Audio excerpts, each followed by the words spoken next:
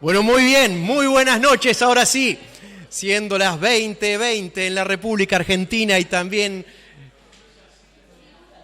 en la ciudad de Rafaela, te invito a que podamos acercarnos, tomar asiento, tomar unos mates, compartirlos, y te invito a que podamos orar para dar inicio en esta noche a la clase magistral. Sí, ¿por qué no?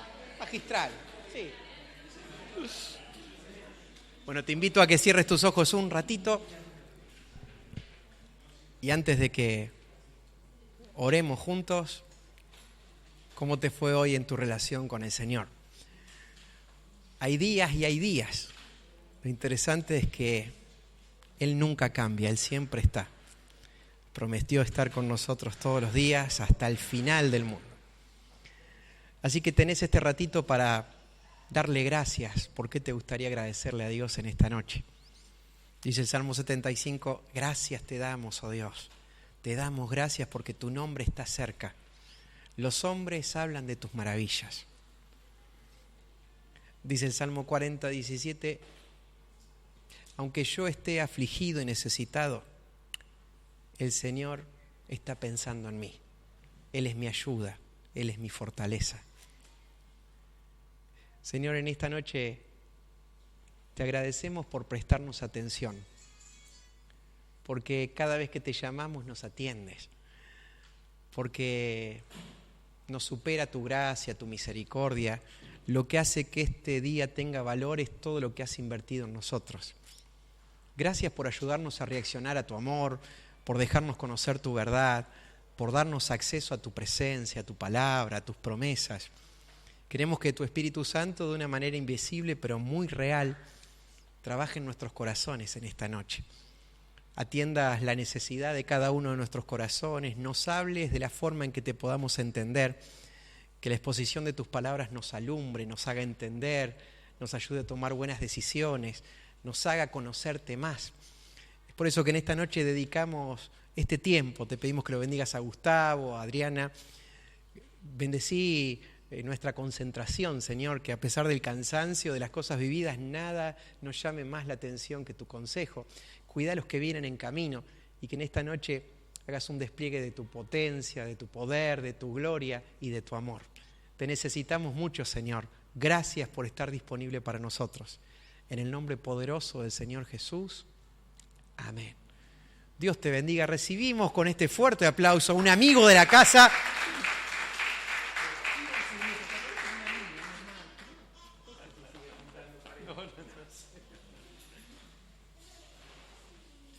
¿Cómo están? ¿Bien?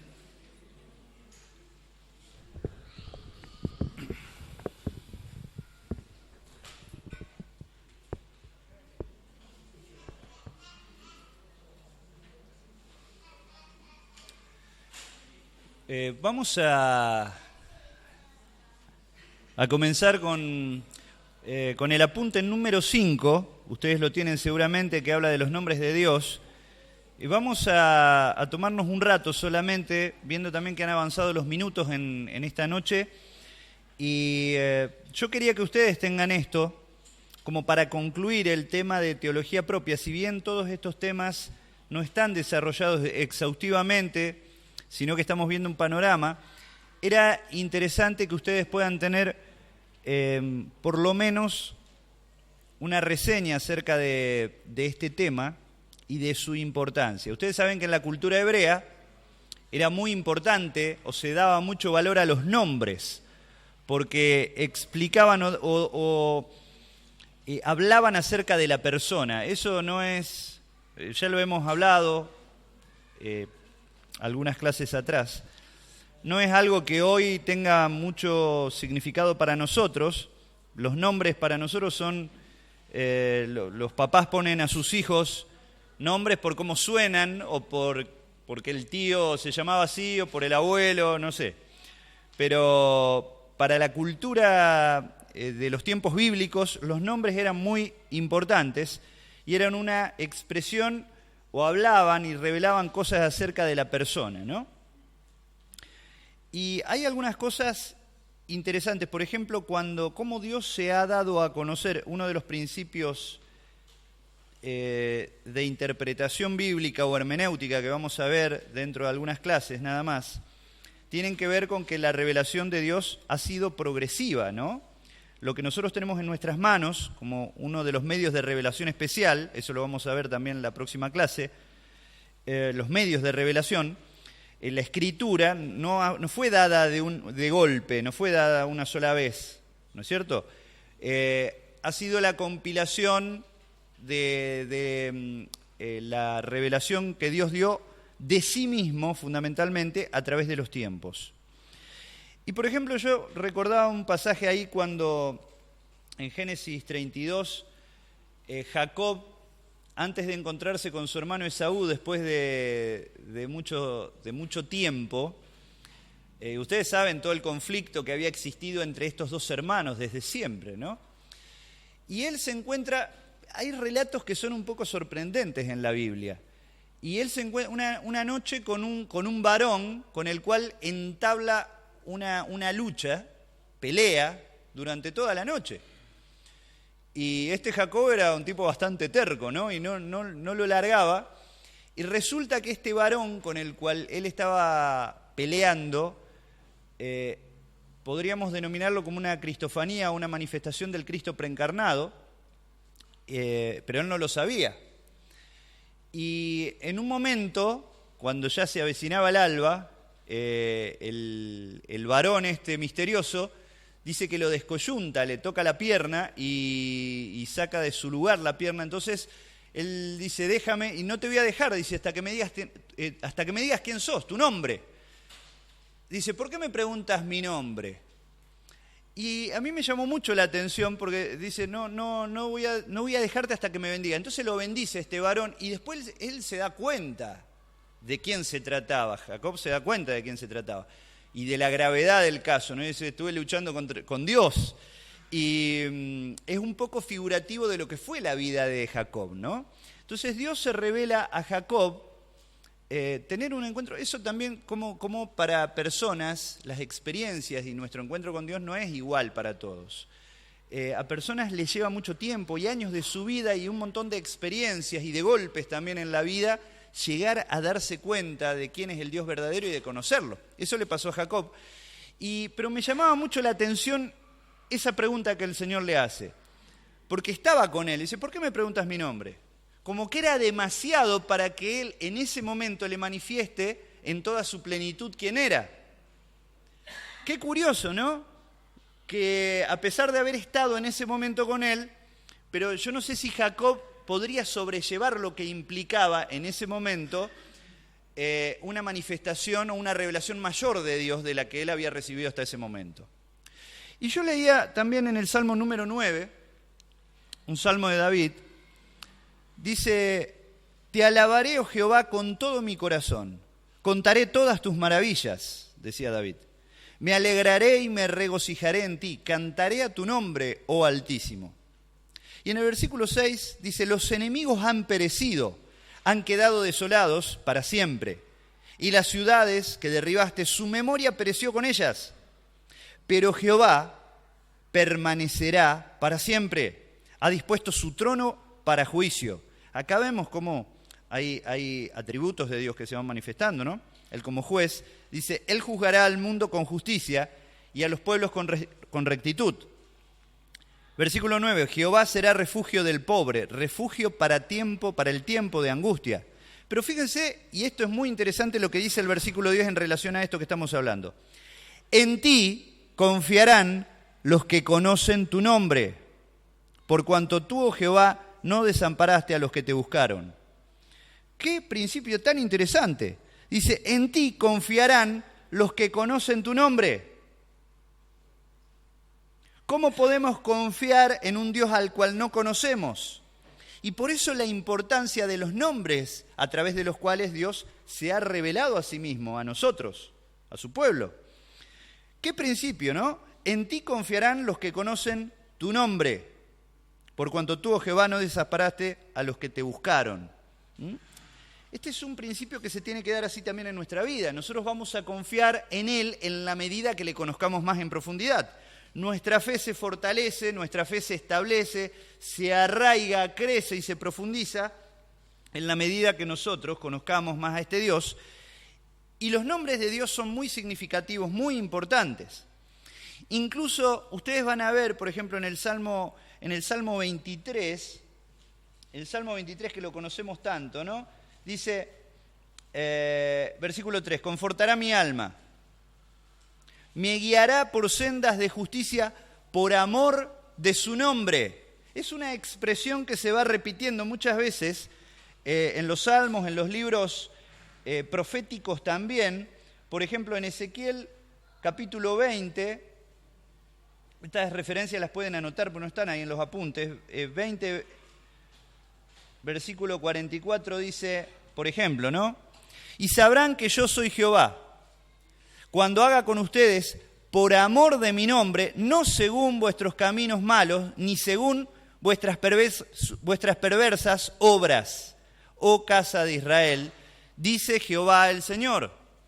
Vamos a poner otra versión un poquito para que ustedes se den cuenta de la trascendencia de este versículo. Cuando utiliza, o el Señor utiliza, o sus siervos, o los profetas, y se me colgó acá, ahí está, muy bien.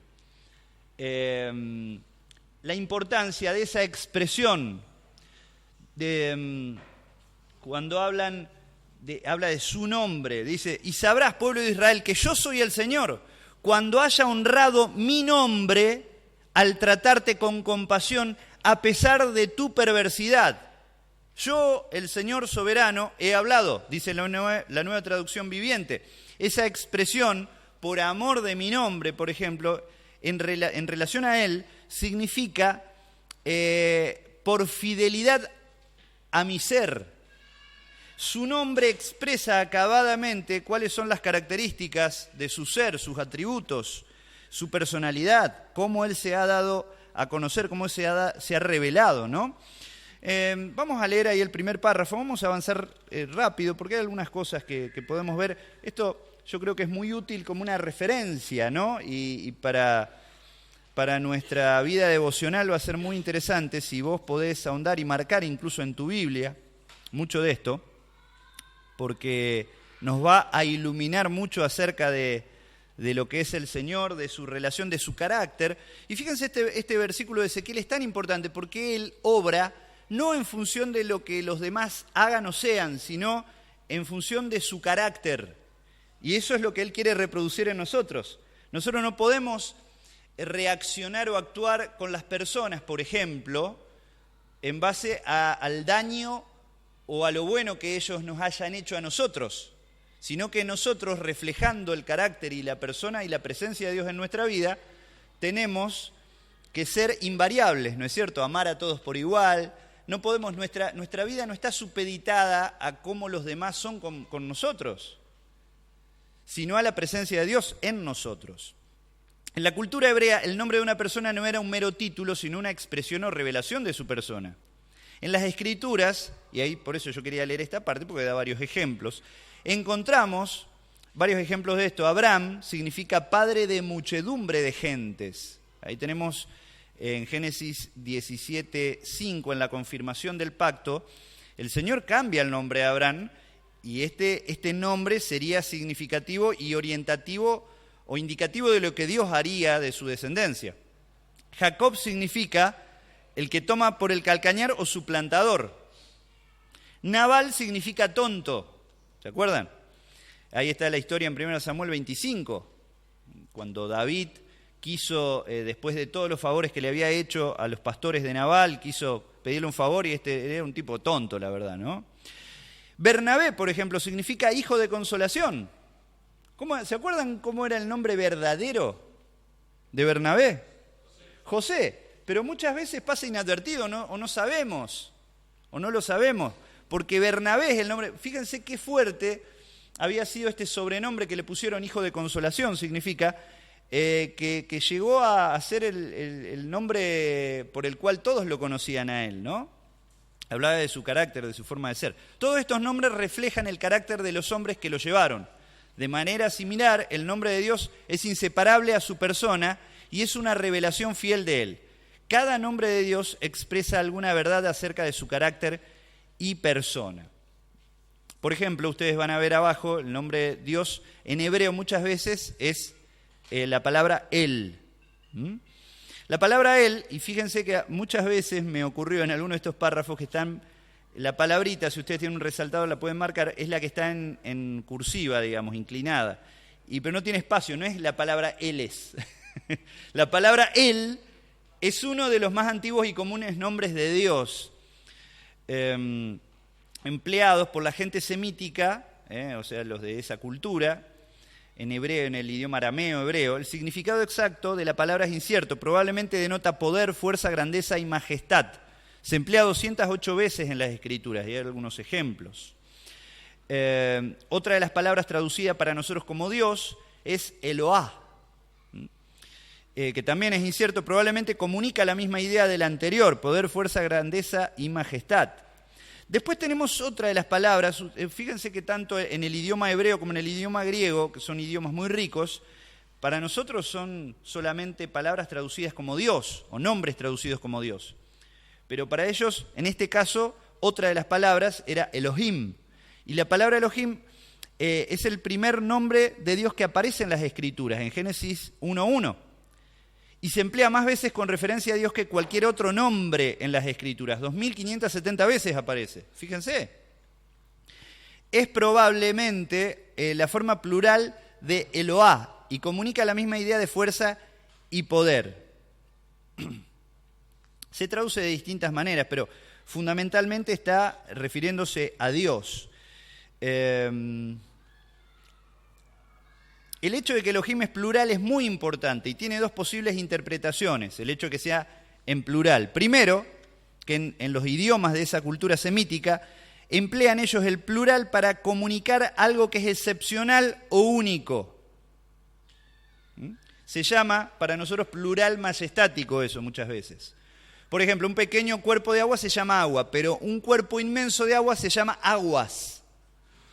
La palabra plural Elohim se emplea con respecto a Dios no porque haya más de un Dios, sino porque Él es grande e incomparable Dios, el único Dios verdadero sobre todos los falsos dioses. Segundo, la palabra plural posiblemente denota la pluralidad de personas en la Trinidad. Bueno, después tenemos la palabra Dios también traducida como Dios, en arameo Elá, en griego Teos, Altísimo, que es Elión en hebreo. Bueno, hay un montón de nombres muy interesantes, pero yo quería hacer referencia, en estos minutos que tenemos por delante, a la palabra Jehová, que viene del hebreo Yahvé o Jehová mismo, ¿no? Es el nombre personal de Dios que más se emplea en las Escrituras, el nombre personal de Dios que más se emplea en las Escrituras, en más de 6.800 veces. En hebreo el nombre se escribe, y ahí tenemos el famoso tetragramatón, ¿se acuerdan que yo se los expliqué varias veces? Que son simplemente las consonantes.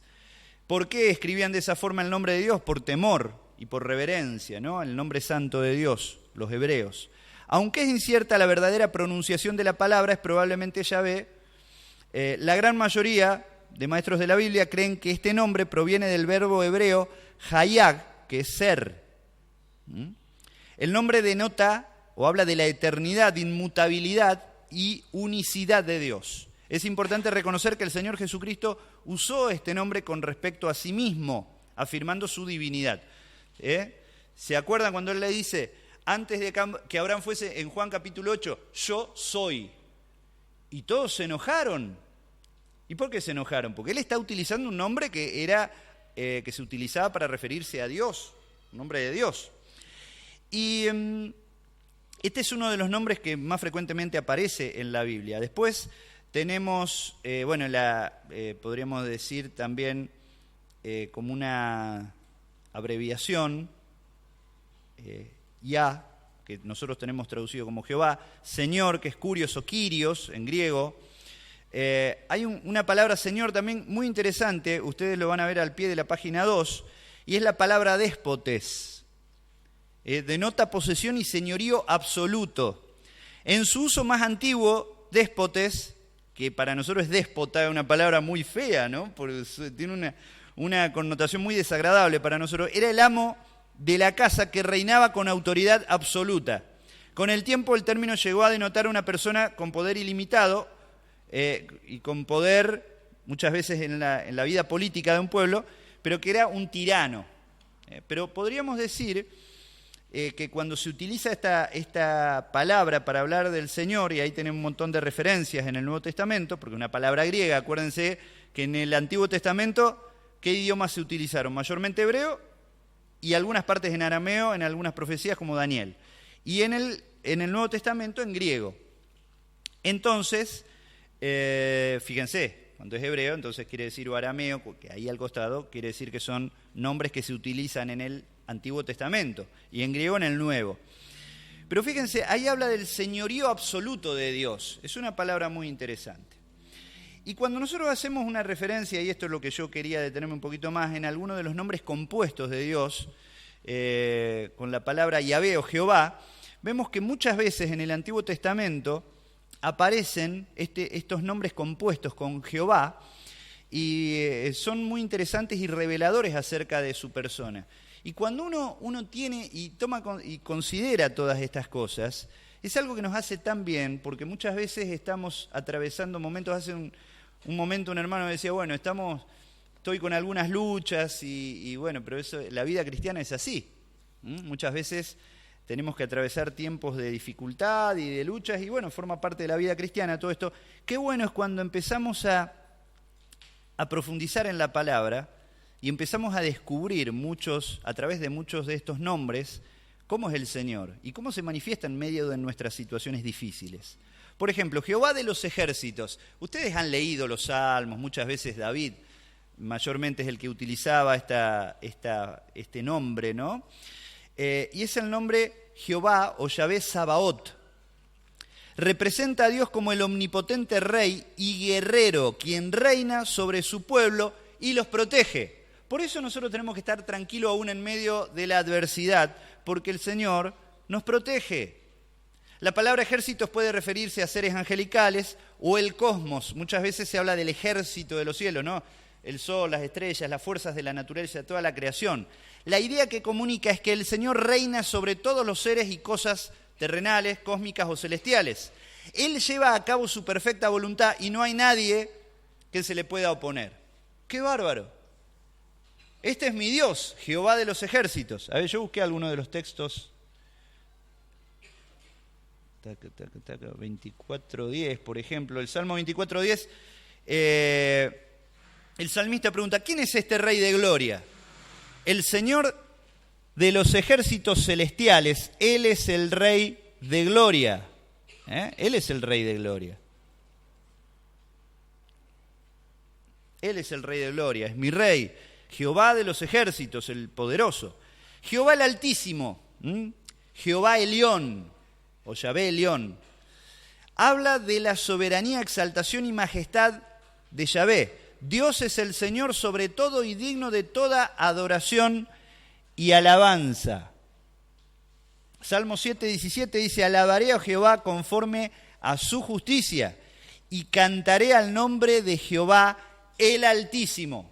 ¿Se acuerdan que nosotros hablábamos hace la clase anterior de la soberanía de Dios? Él es exaltado, excelso, altísimo, está por sobre todas las cosas. Me voy a sacar los lentes porque si no... Ahí está. Jehová el Altísimo, su majestad, su soberanía. Después tenemos uno de los nombres que más frecuentemente recordamos, Jehová proveerá. Una frase que utilizamos cuando estamos por pagar una cuenta, no sé, ¿de dónde vamos a sacar la plata? No sé, Jehová proveerá, el Señor proveerá. Y realmente es uno de los nombres de Dios. Y es muy interesante porque es Jehová Jiré. Oye, no Jiré porque un giro hace bueno. Yahvé Jiré. Este nombre fue dado a Dios por el patriarca Abraham en Génesis 22:14. En obediencia al mandamiento de Dios, Abraham ofreció, ¿se acuerdan?, a su hijo Isaac sobre el altar como sacrificio. Antes de que Abraham pudiera matar a su hijo, Dios lo detuvo y proveyó un carnero en su lugar. La redención que Dios proveyó ese día en el monte Moriah motivó a Abraham a llamar aquel lugar en referencia a lo que el Señor hizo, Jehová Jiré.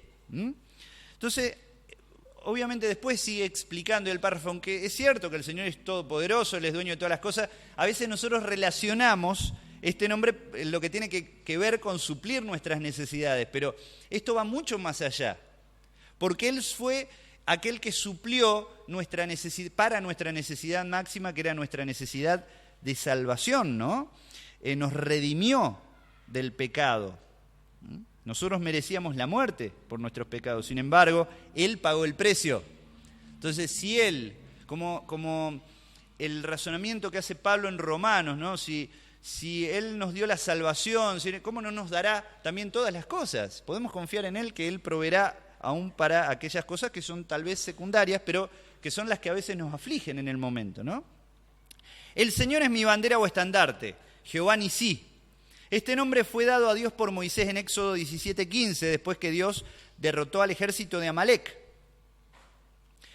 En los tiempos antiguos, las tropas se unían alrededor de un estandarte o bandera en preparación para la batalla. La verdad que se comunica aquí es que Dios es el estandarte de su pueblo. Cuando nos unimos alrededor de Él, nuestra victoria es segura. El estandarte era algo muy importante. Incluso cuando ustedes ven cómo se había organizado el campamento del pueblo de Israel cuando estaban en el desierto peregrinando antes de entrar en la tierra prometida, cada una de las tribus tenía un estandarte, tenía una ubicación en el campamento especial designada por Dios y había un estandarte. El estandarte es representativo también del pueblo. Eso es lo que es para nosotros el Señor. Él nos representa, nos convoca. El Señor que santifica, Jehová Kodesh. El nombre aparece por primera vez en Éxodo 31:13 y varias veces en Levítico, por ejemplo. La palabra santificar, que es Kodash, significa separar algo o alguien de su uso común y consagrarlo o dedicarlo a un propósito especial. Este nombre comunica muchas verdades maravillosas al pueblo de Dios. Dios nos ha separado del resto de los pueblos de la tierra. Él nos ha consagrado para su servicio y está obrando para conformarnos a su imagen. ¡Qué bárbaro! Nos separó con un propósito especial. ¿Cuánto valor nos da eso a nosotros? El Señor es mi pastor, Jehová Raá. Este nombre se encuentra en uno de los más conocidos y amados capítulos de toda la Escritura, el Salmo 23. Este nombre es uno de los más estimados. Él es el pastor de su pueblo. Él los ama, los alimenta, los guía, o sea, nos apacienta. Y guarda a su pueblo de sus enemigos. Fíjense todas las veces que se utiliza este nombre. En el Nuevo Testamento Dios está presente en Jesucristo como el buen pastor que dio su vida por las ovejas. El Señor tu sanador, en hebreo sería Yahvé Rafá.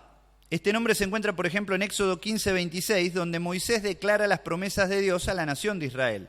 Si oyeres atentamente a la voz de Jehová tu Dios e hicieres lo recto delante de sus ojos y dieres oído a sus mandamientos y guardares todos sus estatutos, ninguna enfermedad de las que envía a los egipcios te enviaré a ti, porque yo soy Jehová tu sanador.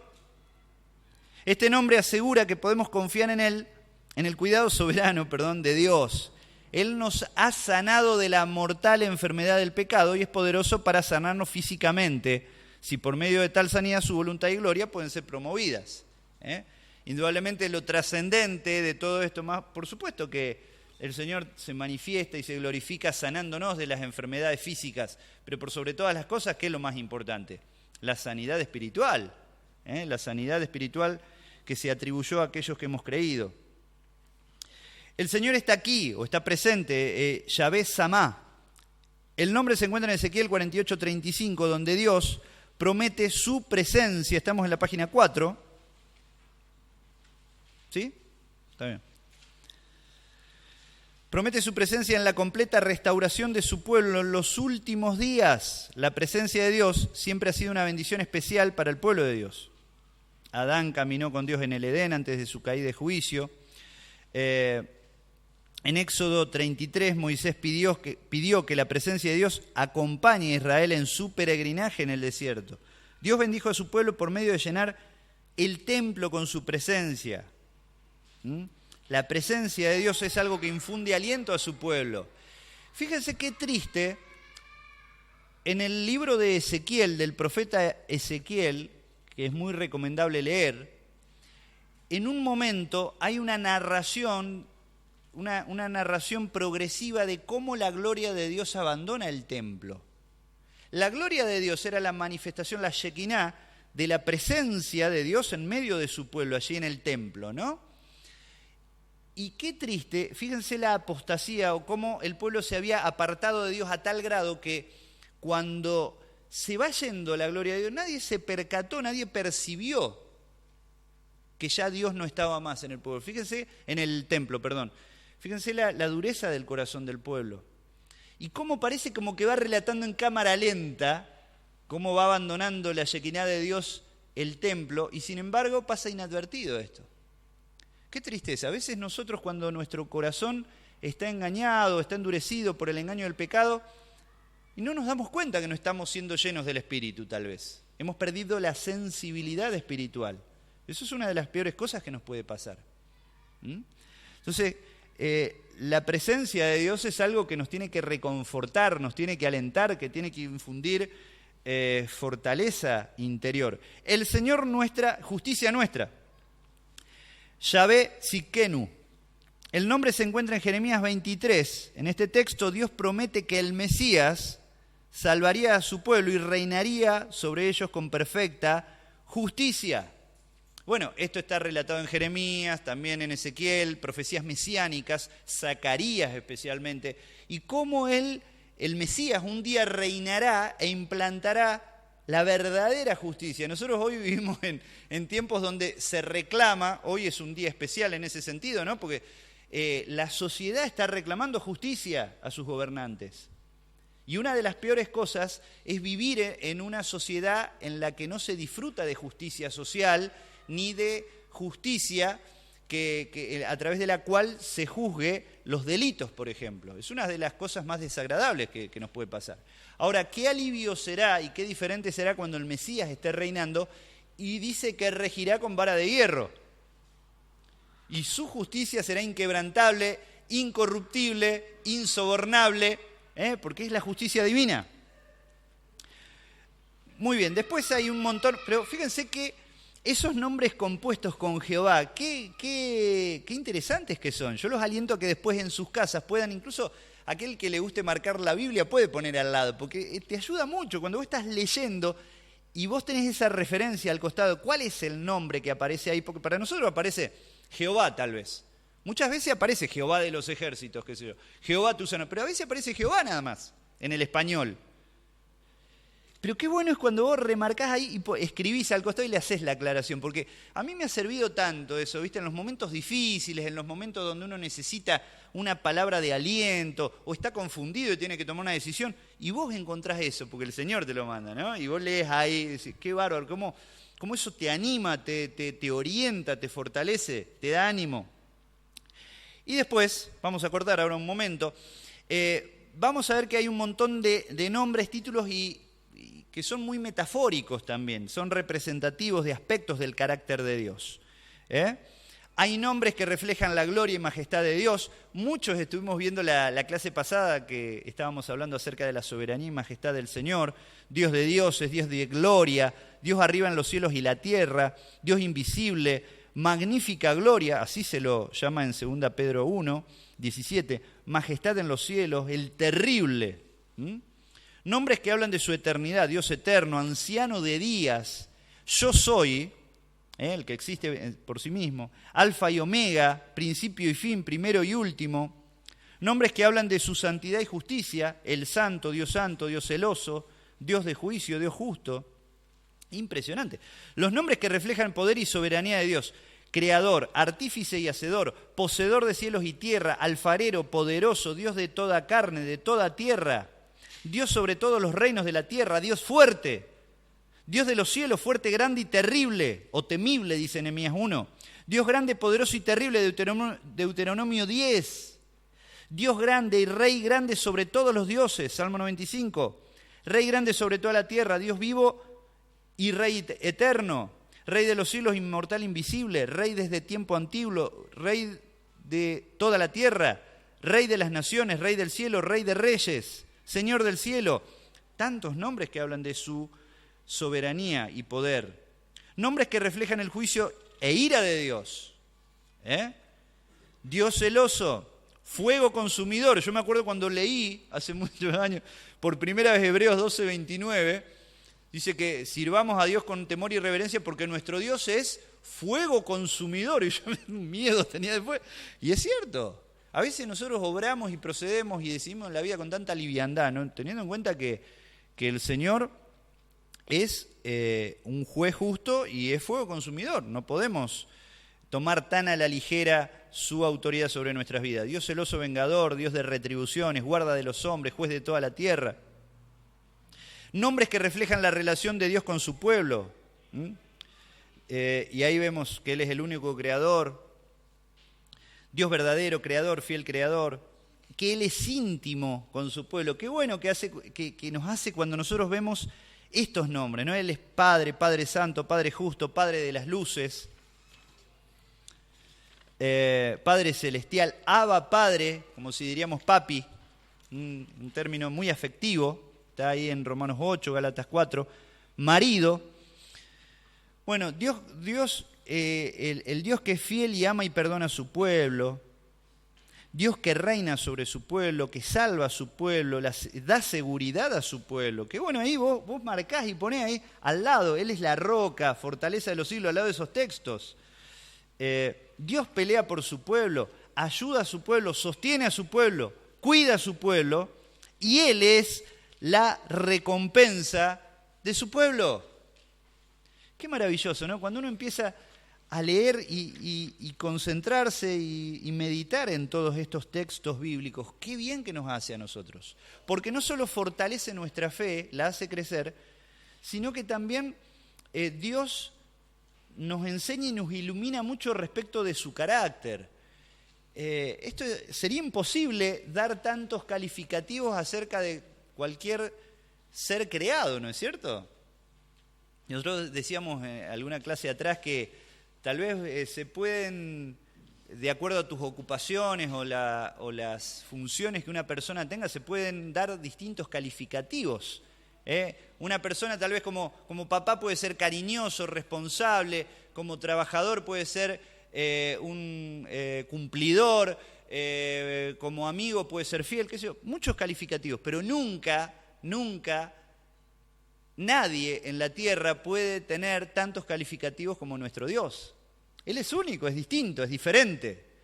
Por eso nosotros creo que esto cuando vamos descubriendo y vamos aprendiendo acerca de todo eso, empezamos a alabar y adorar de un modo inteligente a nuestro Dios, porque realmente empezamos a conocerlo mejor. Decía el texto que nosotros leíamos ahí en el Salmo número 9, en ti confiarán los que conocen tu nombre. Muchas de nuestras decepciones en la vida, de nuestros pasos en falso, de nuestros pecados y errores, vienen a raíz de tomar decisiones lejos de la voluntad de Dios, por no confiar en Él, por no descansar en su voluntad.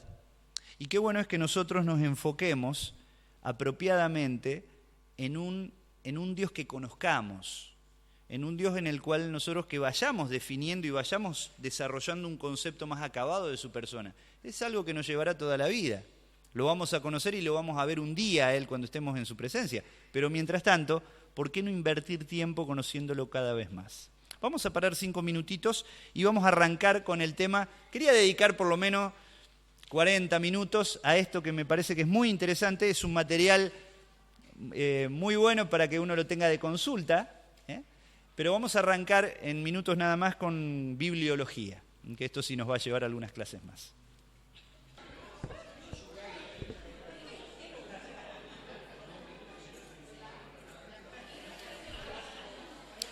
Vamos tomando nuestras ubicaciones.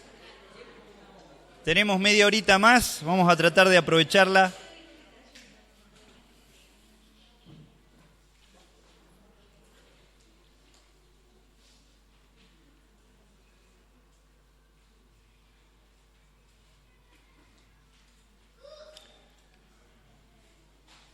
Bueno, vamos a arrancar con un tema muy importante. Bibliología es otra de las doctrinas dentro de la teología sistemática. Y antes de comenzar, yo quiero invitarlos a que pensemos, porque una de las cosas lo vamos a ver un poco en la próxima clase seguramente, pero es importante considerar el papel y el rol que juega la Biblia en nuestras vidas y qué significa la Biblia para nosotros en nuestras decisiones, y paralelamente, o no solo en lo personal, sino también en lo ministerial. ¿Qué papel juega la Biblia? ¿Qué lugar tiene la Biblia en nuestras vidas? Y si es o no una referencia para nosotros. Decimos que servimos al Señor. ¿Qué es el ministerio? El área de servicio que nosotros tenemos en la iglesia. Entonces, en la iglesia y como iglesia, porque nosotros somos iglesia, ese es nuestro concepto. El concepto bíblico de iglesia es que somos nosotros los llamados, los elegidos del Señor. No elegidos en un sentido exclusivista, entiéndame bien, sino aquellos que por su gracia hemos sido elegidos. Pero estamos indudablemente viviendo en tiempos donde hay crisis de autoridad. Hay crisis de autoridad. Lo podemos ver en la sociedad, lo hemos visto ya en los últimos 50 años. En la cultura en la que vivimos ha sido modificada drásticamente. Nuestros padres nos han contado a través de su experiencia, de su niñez, de su infancia, de su experiencia en la vida, cómo se manejaban y cómo era la relación que existía con los adultos cuando ellos eran niños. Y acá nos podrían contar acerca de eso, ¿no? Cómo incluso a los padres se los trataba de usted o al papá. Y había mucho respeto y había otros valores que estaban implantados, ¿no? Indudablemente yo no estoy diciendo que todo tiempo pasado haya sido mejor, pero sí, en los últimos 50 años ha habido ciertos cambios drásticos de cosas que fueron absolutos en otro tiempo, pero que hoy no tienen nada que ver, ¿no? Y estamos viviendo un tiempo de crisis en relación a lo que es la autoridad, en todos los ámbitos de la vida. Y eso llega también al contexto de la iglesia. Y nos damos cuenta que las personas, vos te vas a encontrar con un montón de situaciones, especialmente si te toca trabajar en un área de servicio, de un ministerio relacionado con la vida de personas, puede ser un grupo pequeño, célula o en una de las áreas de edades de la iglesia, y las personas ya no tienen ningún tipo o sea, hablan de ciertas cosas con mucho desparpajo, ¿no? Y vos, por ejemplo, si trabajás con adolescentes o jóvenes, te vas a dar cuenta y te puede llegar a pasar que venga una pareja y dice, bueno, yo tengo relaciones con mi novia, ¿y por qué está mal? ¿Acaso está mal tener relaciones con mi novia? ¿Cuál es el problema? ¿Y cómo respondemos ante ese, como pueden ser una gran diversidad de temas, ¿no? ¿Cómo nosotros respondemos o orientamos? ¿O acaso por querer modernizarnos y estar ayornados a los tiempos en los que vivimos, posmodernos, en los que vivimos nosotros, y bueno, hay que adaptarse y amoldarse? No, la verdad de Dios es absoluta, no es relativa, no cambia de acuerdo a los tiempos, porque es la palabra y la revelación de un Dios que no cambia. Él decía, desde el siglo hasta el siglo, decía la antigua versión, desde de eternidad a eternidad yo soy Dios, o sea, Dios no cambia de acuerdo a los tiempos. Ahora, ¿cómo nosotros transmitimos de un modo relevante esta verdad? Incluso la iglesia misma precisamente ha sido permeada o ha sido influenciada por toda esta cultura de valores y de relatividad absoluta en el que vivimos y de nueva tolerancia. Una cosa es el concepto bíblico de tolerancia y otra cosa es el concepto posmoderno de tolerancia. El concepto bíblico de tolerancia tiene que ver con aceptar, amar a las personas más allá de sus pecados sin consentir lo que hagan. Nosotros amamos a las personas, el Señor Jesús amó y manifestó a esa mujer que le trajeron, que fue sorprendida en el acto mismo del adulterio, ¿se acuerdan? Y muchos otros estuvo con pecadores. No quiere decir que Él apruebe su pecado, pero él fue tolerante con la persona, amó al pecador sin aprobar el pecado. Bueno, ese es un concepto bíblico de tolerancia. Pero el concepto de hoy de tolerancia tiene que ver con aceptar y aprobar conductas y cosas que están fuera de la voluntad de Dios. Entonces nosotros tenemos que amar a las personas y a recibir a todos con amor. Pero eso no significa que estemos aprobando conductas desordenadas. Y sí tenemos que, con mucha gracia, misericordia y amor y paciencia, orientar, enseñar, corregir. Pero indudablemente aún la Iglesia de Cristo y la Iglesia cristiana, entre comillas, el cristianismo de hoy, podríamos decir, ampliando un poco el abanico, está sufriendo y está atravesando por crisis de autoridad. Ahora, hablando de la autoridad en relación a Cristo y su iglesia, ¿cómo gobierna Cristo su iglesia? ¿Cómo gobierna Él su iglesia hoy? Entonces hay muchos conceptos. Yo noté algunos, 5 por lo menos. Bueno, ¿cómo interpretan ciertas ramas del cristianismo de hoy? Por ejemplo, la Iglesia Católica, cuando hablamos de autoridad, ¿cuál es la autoridad y cómo piensa la Iglesia Católica que Cristo gobierna su iglesia? Bueno, a través del Papa y sus obispos, por ejemplo, ¿no? Por ejemplo, podríamos decir que una de las prerrogativas o derechos absolutos del Papa, del Santo Padre, de su concepto, ¿no? Es el único que tiene la autoridad de interpretar correctamente las Santas Escrituras. Estamos hablando del concepto católico romano, ¿no es cierto? Bueno, entonces, según ellos, Cristo gobierna su iglesia de esa forma, a través del Papa y sus obispos. Pero también la Iglesia Ortodoxa dice que Dios gobierna o Cristo gobierna su iglesia a través de la santa tradición. Ellos le llaman así, la santa tradición. Por ejemplo, el credo apostólico, la liturgia, los escritos de los padres de la iglesia, que fueron los primeros líderes de la Iglesia de Cristo del segundo siglo, podríamos decir. Entonces, ellos se orientan en la tradición como un parámetro a través del cual Cristo gobierna su iglesia hoy. La teología liberal, por ejemplo, que fue algo que surge a partir del siglo XIX, a partir de Barth, no Bart Simpson, Karl Barth, se llama este personaje, buscá después acerca de él, dice que Cristo gobierna su iglesia a través, por ejemplo, de la razón, de la conciencia y de la experiencia. ¿Entendiste? Dice, bueno, Cristo gobierna su iglesia a través de la razón, de lo intelectual, de la conciencia del hombre y de las experiencias. Es un poco peligroso. Ciertas iglesias, por ejemplo como la anglicana, dicen que Dios gobierna su iglesia a través de las Escrituras, es como si fuera una mesa de 3 patas. Dios gobierna su iglesia a través, o Cristo gobierna su iglesia a través de las Escrituras, la tradición y la razón. El problema con esto es que, bueno, cuando hay discrepancia entre alguno de estos 3 puntos, ¿cuál prevalece, no es cierto? No es tan fácil. Y por último, la opinión reformada, la opinión del cristianismo evangélico que surge de la Reforma, es que Cristo gobierna a su iglesia a través de las Escrituras, de las Santas Escrituras, ¿no? Entonces nosotros nos identificamos con esta postura o esta posición. Nosotros interpretamos y creemos que Dios gobierna su iglesia a través de las Escrituras, de la Biblia. La Biblia es la autoridad máxima en razón o en virtud o lo que tiene que ver con materia de fe y conducta.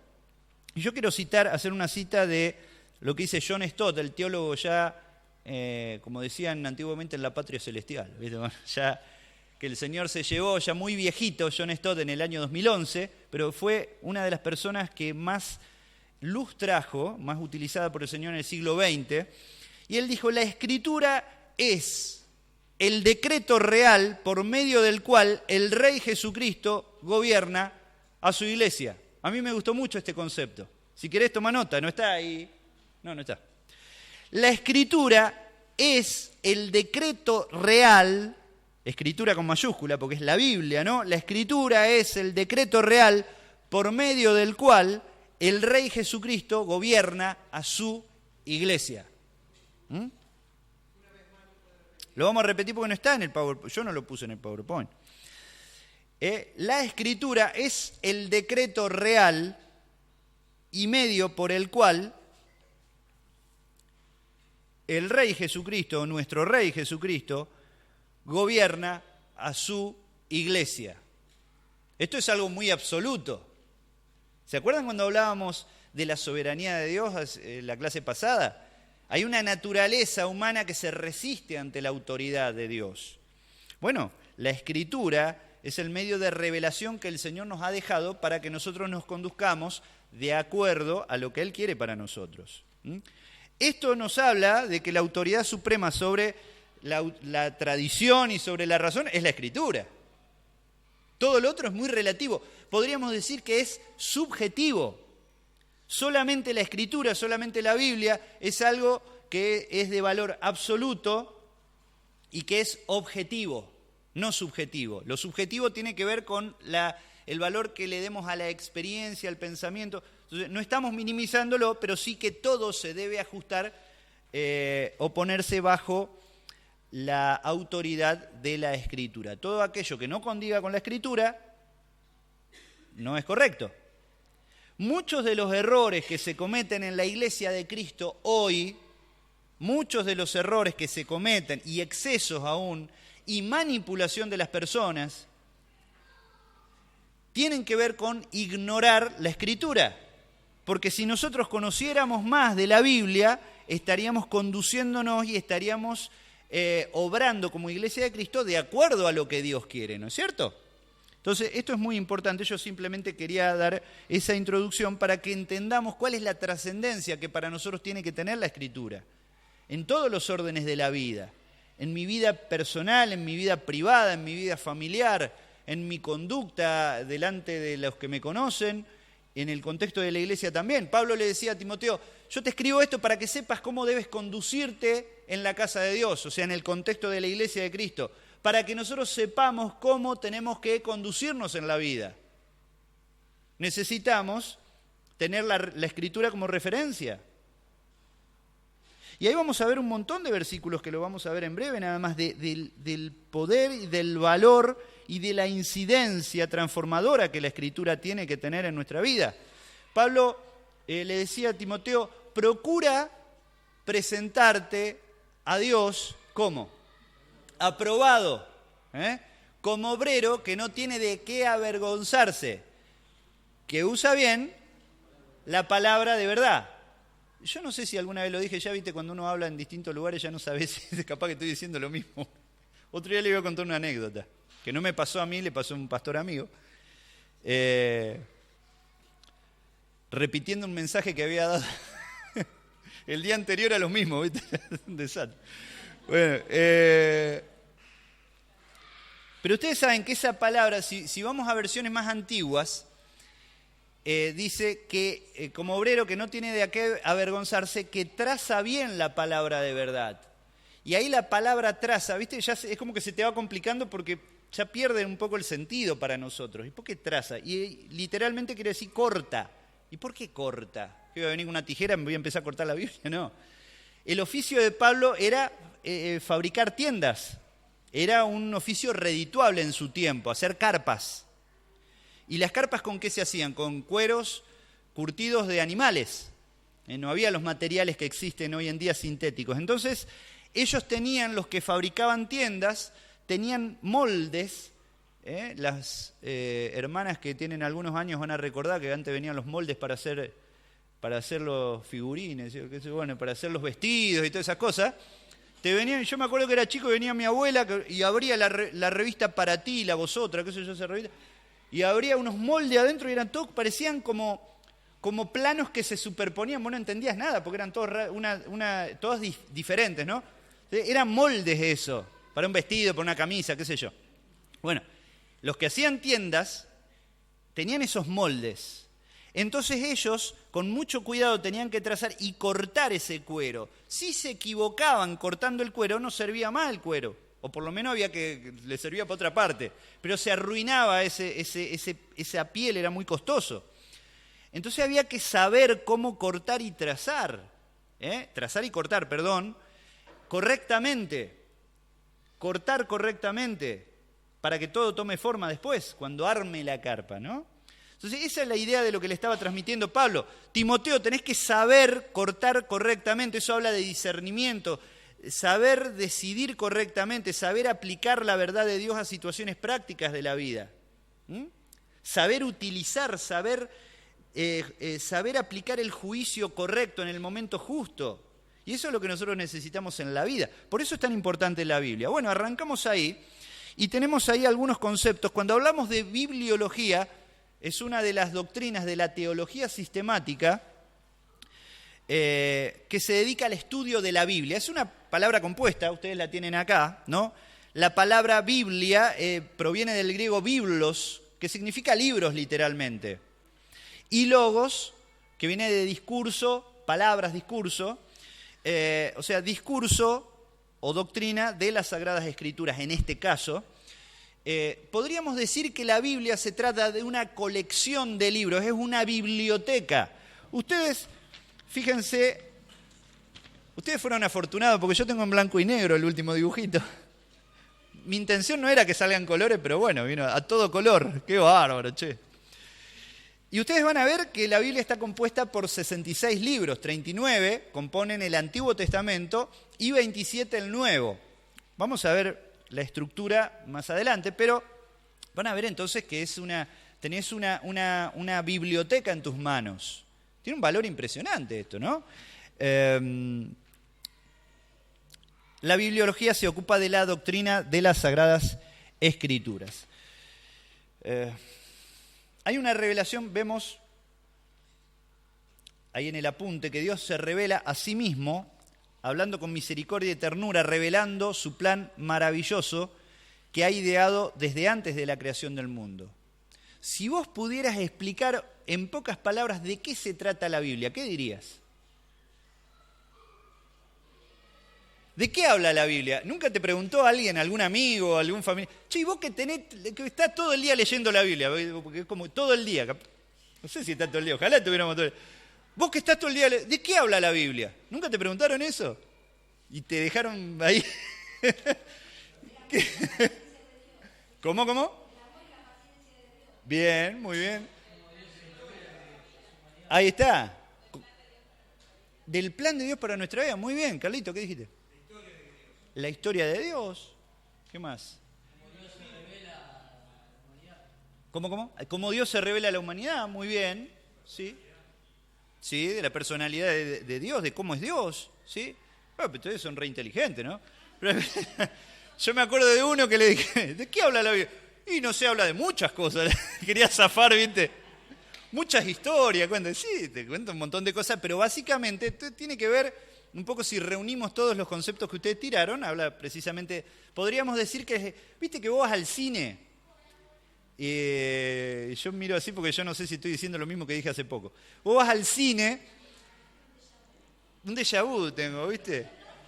Vos vas al cine y dices, che, vos fuiste a ver la película tal, qué sé yo, la película Chapi, ¿sí? ¿Y de qué se trata la película Chapi? Y vos en 30 segundos, no se estrenó todavía. Es horrible. Si le preguntás a ella te decía horrible. Mariela te dice, es horrible, Chapi, no vayas a verla. Bueno, pero uno es capaz de en 30 segundos, ella en 2 segundos ya te dijo horrible. Pero vos en pocos segundos vos explicás una película. Vos la viste, no sé, te pudo haber gustado, ¿no? Pero vos en pocos segundos vos explicás y das una trama, un argumento básico de lo que es la película. Qué bueno sería que nosotros también en pocas palabras podamos explicar de qué se trata la Biblia, ¿no? Podríamos decir que la Biblia es la historia de amor de parte de Dios al hombre, de Dios para con el hombre y de cómo se propuso rescatarlo, ¿no? Hay muchas formas de explicarlo así, pero qué bueno que es eso, que tengamos una idea acabada. Muy bien. Ahí empieza hablando de algunas cosas que la vamos a ver en la próxima clase, de la singularidad. La próxima clase vamos a hablar acerca de una de las cosas tiene que ver con la singularidad de la Escritura. Y yo voy a subir esta semana, un libro que es muy bueno, es un libro apologético, que es Evidencia que exige un veredicto, de Josh McDowell. Es un muy buen, en PDF está, porque tiene no sé cuántas páginas. Y me parece muy interesante que ustedes puedan acceder a todo ese material porque cómo está desarrollado, ¿no? Ustedes saben que Josh McDowell fue un hombre que siendo universitario en los años finales de los 50, principios de los 60, él se propuso desacreditar al cristianismo. Se propuso escribir un libro, hacer una investigación para desacreditar al cristianismo. Y él mismo, al paso del tiempo, adoptando una actitud muy objetiva, ¿no?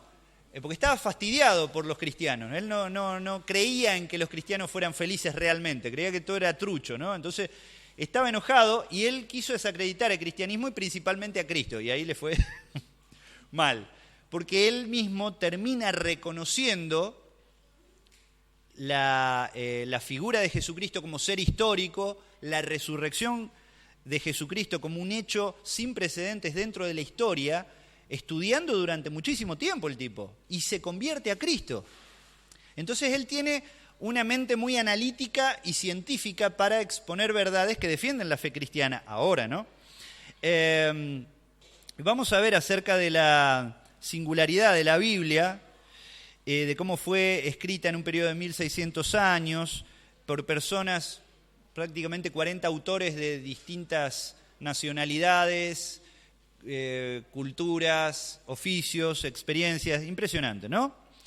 Esta materia nos lleva al estudio de la Biblia y hay tres cosas básicamente que vamos a ver cómo fue preparada, su preparación, la revelación e inspiración, estos conceptos que son tan importantes, su formación, o sea, el canon bíblico, cómo se formó, cómo llegó hasta nuestras manos este libro que está compuesto por 66, ¿por qué son 66 y no son 30 ni 100?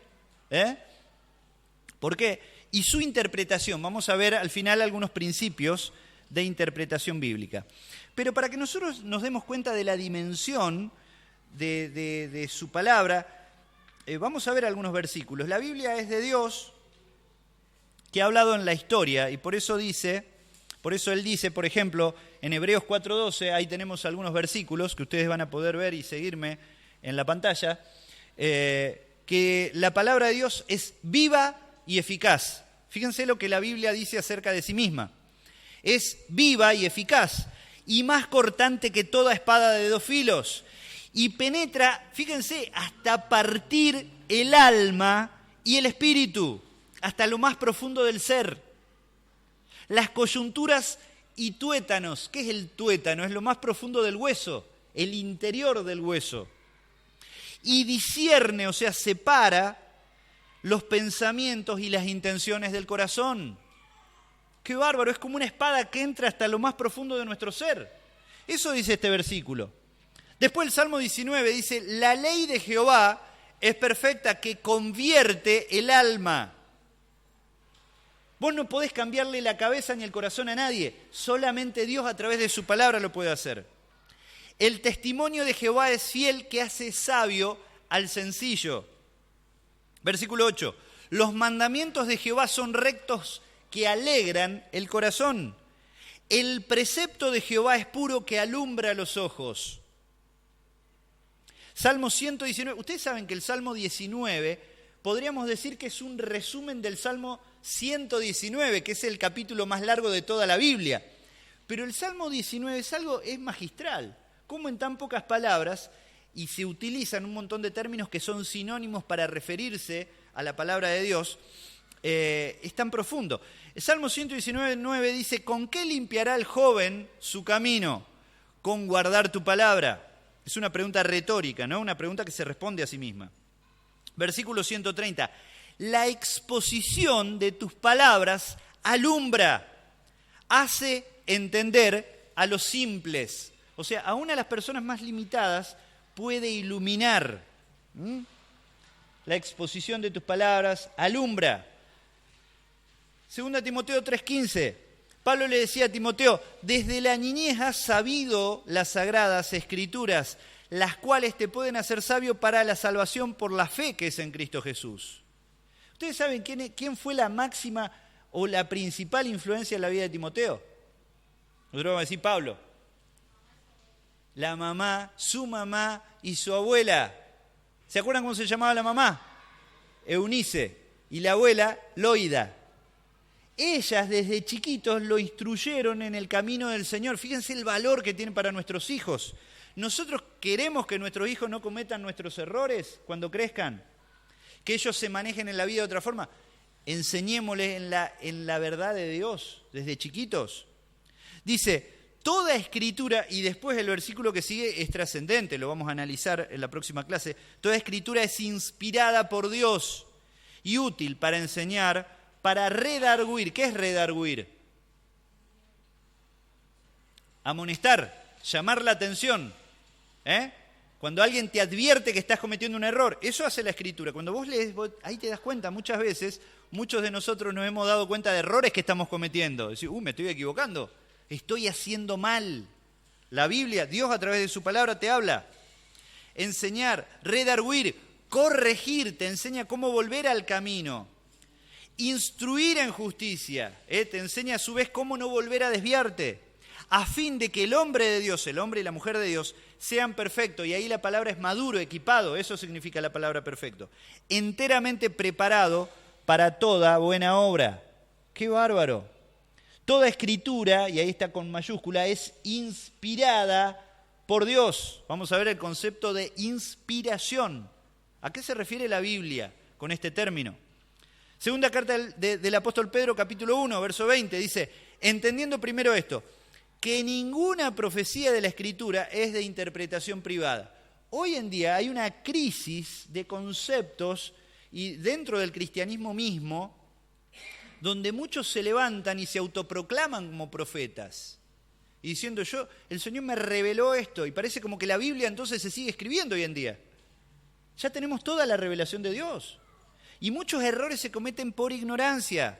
Ninguna escritura, ninguna profecía es de interpretación privada, porque nunca la profecía fue traída por voluntad humana. Nadie se puede constituir como el entre comillas, heraldo, el siervo, el mensajero de Dios por excelencia. No, sino que los santos hombres de Dios, o sea, aquellos que utilizó Dios en la antigüedad, hablaron siendo, de nuevo este concepto, inspirados por el Espíritu Santo.